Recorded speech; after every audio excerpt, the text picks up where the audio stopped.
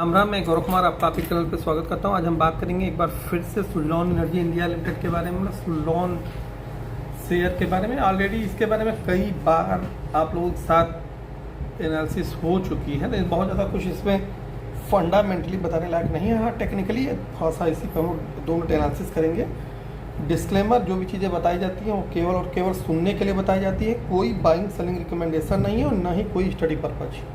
So please buy sell hold करने से पहले अपने फाइनेंशियल एडवाइजर से सलाह लेना ना भूलें या अपना खुद का दिमाग चलाएं। 46 रुपये 15 पैसे का 52 वीक लो और 86 रुपये 4 पैसे का 52 वीक हाई। 57 रुपये 43 पैसे के आसपास आज ये ट्रेड कर रहा है जिस दिन मैं ये वीडियो बना रहा हूँ। तो चलते हैं बिना देर किए हुए सीधे इसके चार्ट पे। तब तक चैनल को लाइक करें, शेयर करें, सब्सक्राइब करें, बेल आइकन प्रेस कर दें, साथ साथ लाइव सेशन, टेलीग्राम इत्यादि अवश्य ज्वाइन करें। ये है सुज़लॉन का चार्ट, 1 साल का है ये chart, full down trend.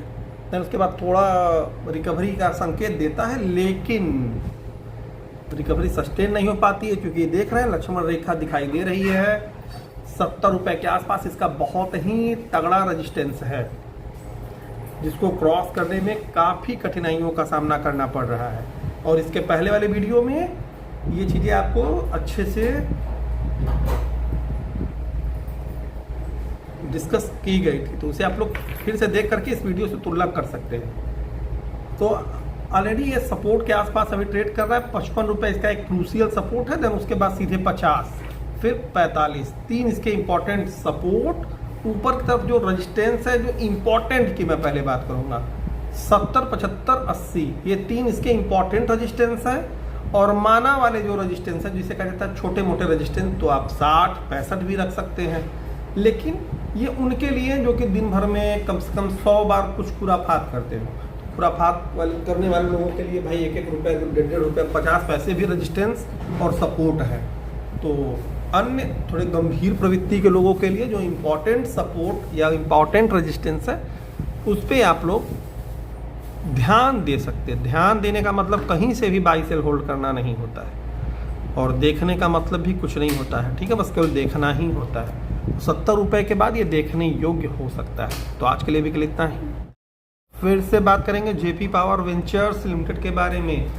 JP power ventures limited का जो शेयर है, इनका चार्ट क्या इंडिकेशन दे रहा है, कौन से इसमें इंपॉर्टेंट सपोर्ट और कौन से इंपॉर्टेंट रजिस्टेंस हैं, इसी पे हम लोग 2 मिनट चर्चा करेंगे।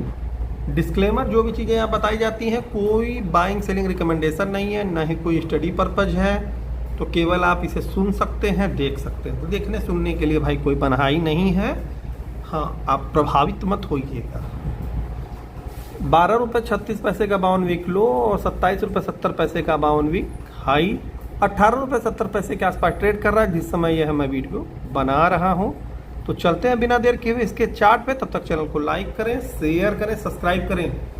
ये है जेपी पावर का 1 साल का चार्ट। अच्छे से मालूम होगा, इसके पहले वाली वीडियोस में ये बताया गया था कि कृपया करके जब इस प्रकार ब्लास्टिंग दिखाई दे पहाड़ों में तो दूर हो जाना चाहिए, नहीं तो उसके छींटे उटे आ जाएंगे, दिक्कत हो जाएगी। तो दिक्कत खड़ी हो चुकी है फिलहाल। इंपॉर्टेंट सपोर्ट 18 रुपये के आसपास है। पुराने वीडियोस को सुन लीजिएगा और आज वाले वीडियो से तुलना कर लीजिएगा। 18 रुपये के आसपास अब आज के हिसाब से बताया जा रहा है। उस समय जब सुनेंगे तो आपको अच्छे से मालूम हो जाएगा क्या बताया गया था उस वीडियोस में। 18 रुपये के आसपास का सपोर्ट पहला, 16 दूसरा,